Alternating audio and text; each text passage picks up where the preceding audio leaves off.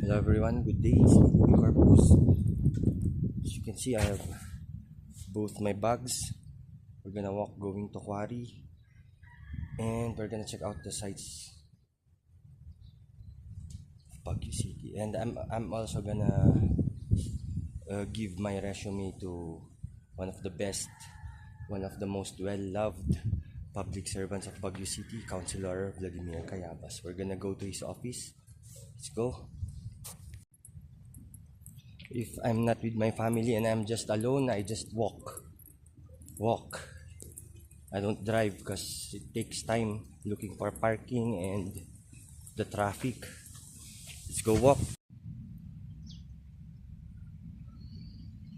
So this is Santo Niño Chapel in Camp Allen.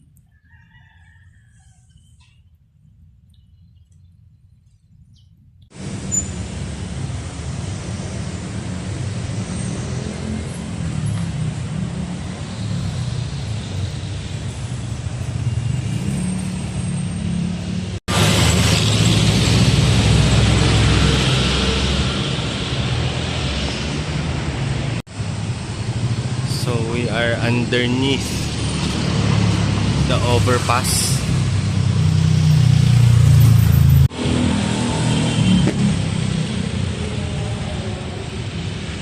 Mount Crest Hotel. So we are already here in Ligarda. We're going to Middle Quarry first. Golden Pine Hotel. We are already here in City Camp proper.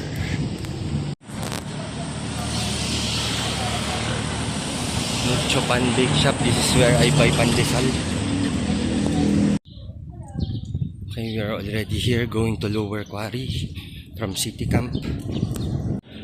Still walking, going to Quarry.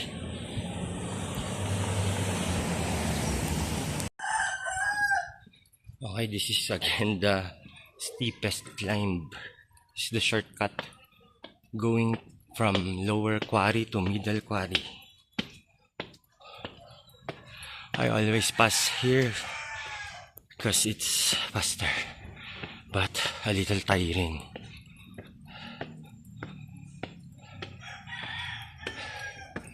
We are this way to Middle Rock Quarry Evacuation Center.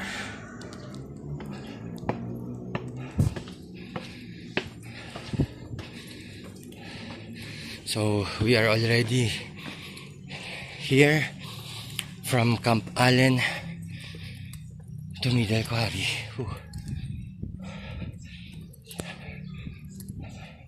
It's a good sunny day. So we're going up here. Okay, we are already here. I hate those noisy motorcycles. Okay, hello everyone. We are already here in Mama's house in Middle Quarry. So we walked from Camp Allen. We came from there to here. So later we're gonna leave Quarry again and we're gonna go back to Camp Allen. We're gonna go buy a little grocery. Let's go. So before resting, we just arrived. It's me, Louis Corpus of Baguio Paparazzi. We're just gonna do a little we're just gonna do a little Muay Thai kickboxing training that we can do at home every day. So it's gonna be a jab, weave, overhand. Pack! Boom! There.